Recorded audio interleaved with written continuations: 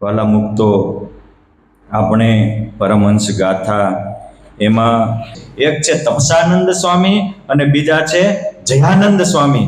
મંજુકેશાનંદ સ્વામી નંદમાળામાં લખે છે કે તપસાનંદ તે એક ત્યાગી, તપસાનંદ બીજા બળ ભાગી. એક મહાત્યાગી છે અને બીજા બળભાગી છે. બળભાગી એટલે કે જેને અનંત જન્મના પુણ્ય ઉદય થયા હોય, એના ભાગ્યના દ્વાર ખુલ્યા હોય, એવો હોય એને બળભાગી કહેવાય. આ કથા વાર્તા સાંભળવી ને એ મોટા ભાગ્યની વાત છે. નિષ્કળાનંદ સ્વામી લખ્યું હળવે પુણ્ય હોય નહીં હરિકથાનો યોગ, અર્થાત અનંત જન્મના પુણ્ય ઉદય થાય ને એને ભગવાનની કથા વાર્તા સાંભળવાનું મન થાય છે. બાકી બીજું બધું સાંભળવાનું તો આપણને મન થતું જ હોય છે ને. એવા જ જયાનંદ સંત બહુ સારા, બહુ જીવન કાજ કરનારા. જયાનંદ સ્વામી પણ બહુ સારા સંત હતા, અનેકના કામ કરનારા હતા. આપણને એમ થાય કે આવા બંને સંતોએ ક્યાં જન્મ લીધો, કેવી રીતે પરમહંસ થયા અને કેવી રીતે પુરુષોત્તમ નારાયણને પામી ગયા, બધું જ કહું છું. ધીરે રાખો થોડીક, બરાબર. આ ભુજમાં આખો વાગડ પ્રદેશ, એમાં વાંઢિયા ગામ છે, બહુ પ્રસિદ્ધ છે.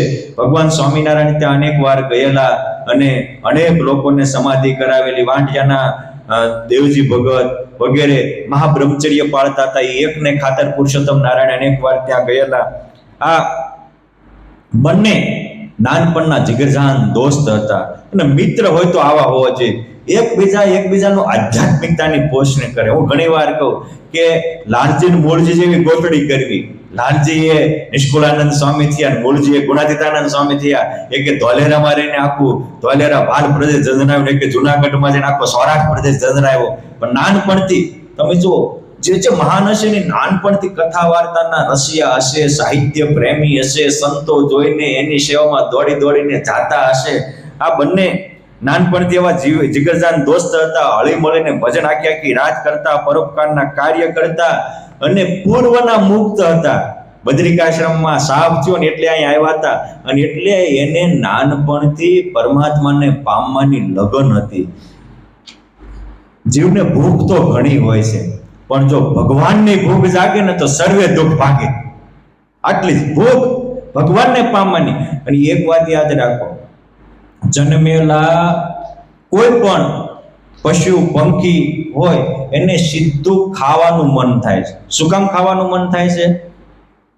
બટુક દાદા, પૂર્વ જન્મે ખાધું છે એટલે ખાવાનું મન થાય છે, નકર એને જન્મ ત્યારે કઈ ખબર હોય નહીં.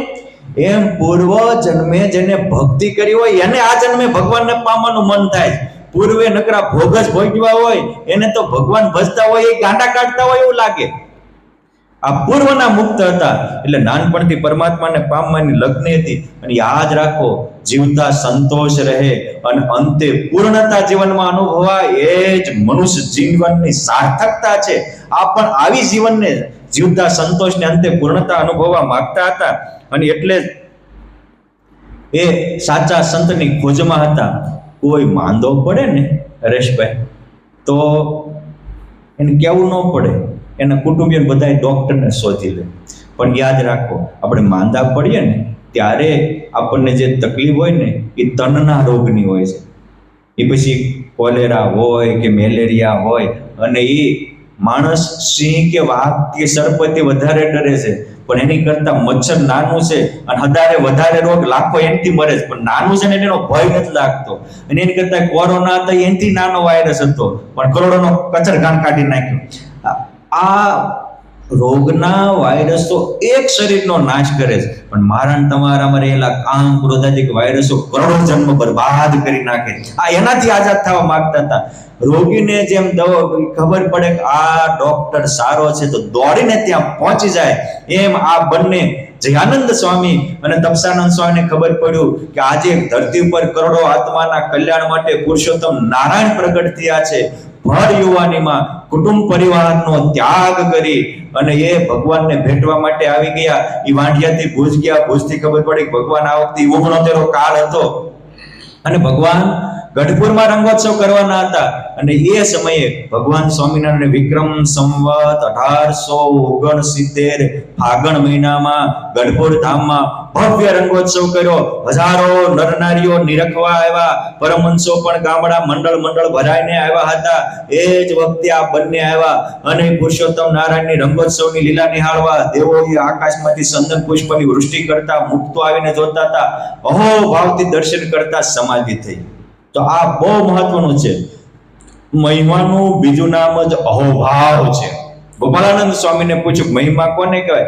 સ્વામી કે રંક ને ઇન્દ્ર પદવી મળે કેમ અહો થઈ જાય.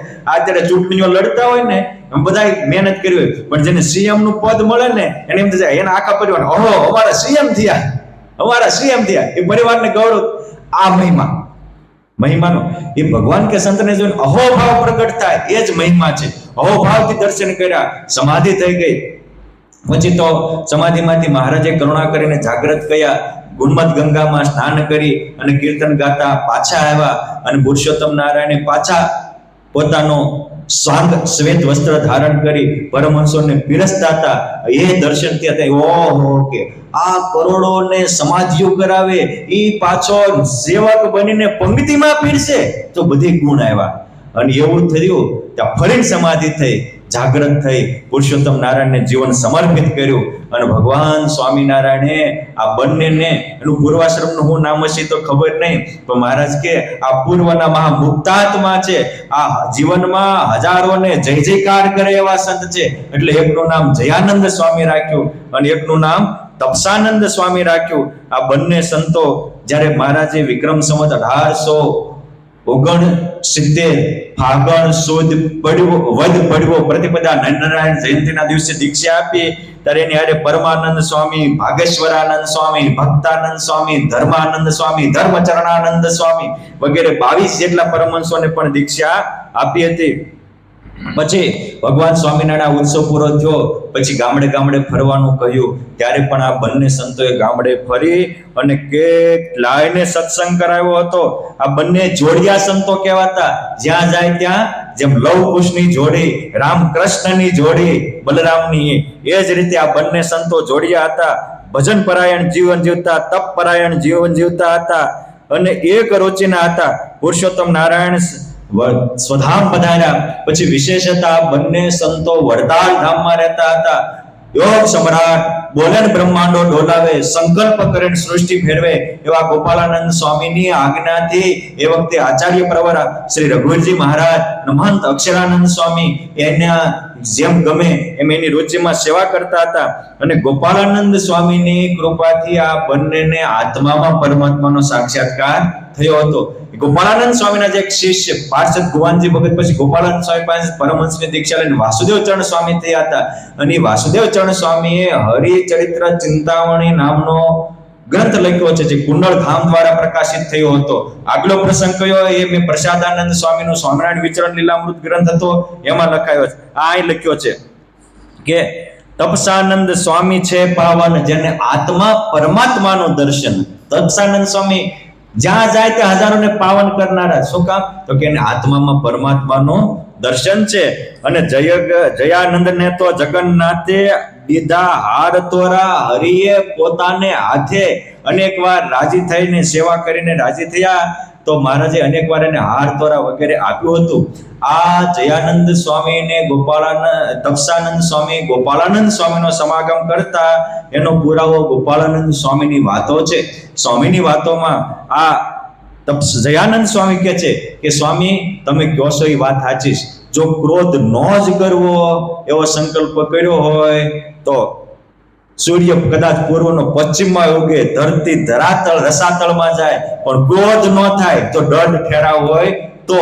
અને હું ઘણી વાર કહું છું કે એક વાર સાચો નિર્ણય જીવનમાં આવી ગયો, બેડો પાર થઈ જાય. જેમ કોઈ સુરત થી ગઢપુર આવવાનો નિર્ણય કર્યો તો વચ્ચે એક્ઝિટ ગમે એટલે આવતી હોય, ક્યાંય વળી ન જાય. હું કામ? નિર્ણય પાકો છે. એમ એકવાર આપણા જીવનમાં સારો નિર્ણય થાય એટલે કામ, ક્રોધ, લોભ બધા ભાગી જાય. એકવાર મહાકામી તુલસીદાસજી રત્નાવલી સિવાય રહી શકતા નહીં, પણ એક નિર્ણય સારો કર્યો તો એ મહાત્મા તુલસીદાસજી થઈ ગયા. એ રત્નાવલીના વચન ભાઈ આ રામમાં પ્રીતિ છે એટલે રામમાં કરી તારું કામ થઈ જાય. કર્યું તો થયું. જો હું બોલું ને તમે સાંભળો એમ કઈ થાય નહીં, અપનાવો તો અનુભવ થાય.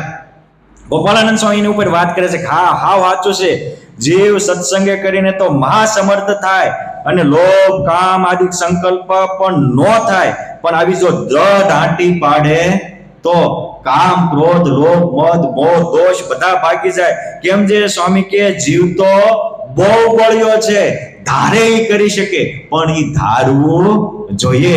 આ ગોપાળાનંદ સ્વામીના વચને એને જીવનમાં ધાર્યું તો બંને છતાં તે આત્મામાં પરમાત્માની અનુભૂતિ કરે.